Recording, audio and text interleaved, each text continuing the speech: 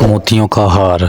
پرانے وقتوں کی بات ہے، ایک گاؤں میں ایک بیوہ اپنی بیٹی افشاں اور بیٹے افتخار کے ساتھ ایک چھوٹے سے گھر میں رہتی تھی۔ وہ ہنسی خوشی زندگی گزار رہے تھے کہ ایک دن بیوہ عورت کا انتقال ہو گیا۔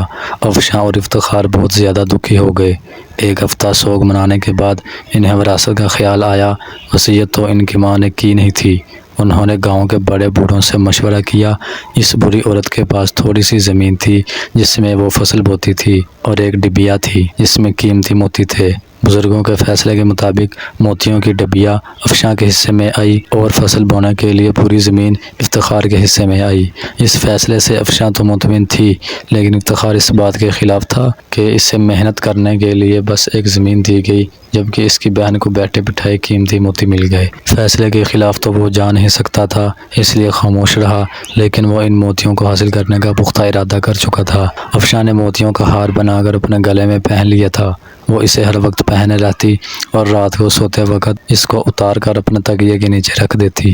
ایک رات جب افشاں اپنے کمرے میں سو رہی تھی، افتخار دبے قدموں اس کے کمرے میں داخل ہوا اور موقع دیکھ کر تکیے کے نیچے سے وہ ہار اٹھایا اور گاؤں سے دور جا کر جنگل میں ایک درخت کے نیچے مٹی میں دبا دیا، تاکہ کچھ دنوں بعد جب یہ معاملہ تھم جائے گا تو وہ اسے نکال کر بیچ دے گا۔ اگلی صبح جب افشاں اٹھی تو ہار کو نہ پا کر بہت پریشان ہوئی۔ اس نے اسے ہر جگہ ڈھونڈا لیکن ہار نہ ملا۔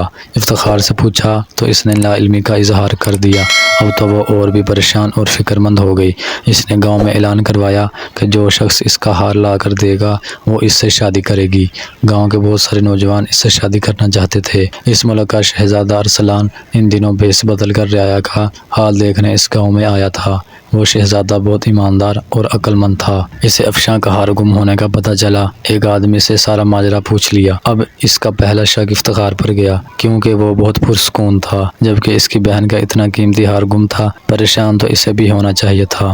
شہزادے نے افشاں کی مدد کا فیصلہ کیا، اس لیے وہ واپس محل نہیں گیا۔ رات کو افتخار اس ہار کو نکالنے کے لیے جنگل کی طرف جانے لگا۔ شہزادے نے اس کا تعاقب کیا۔ جیسے ہی افتخار نے زمین سے ہار نکالا، شہزادے نے اسے پکڑ لیا اور اسے افشاں کے پاس لے گیا۔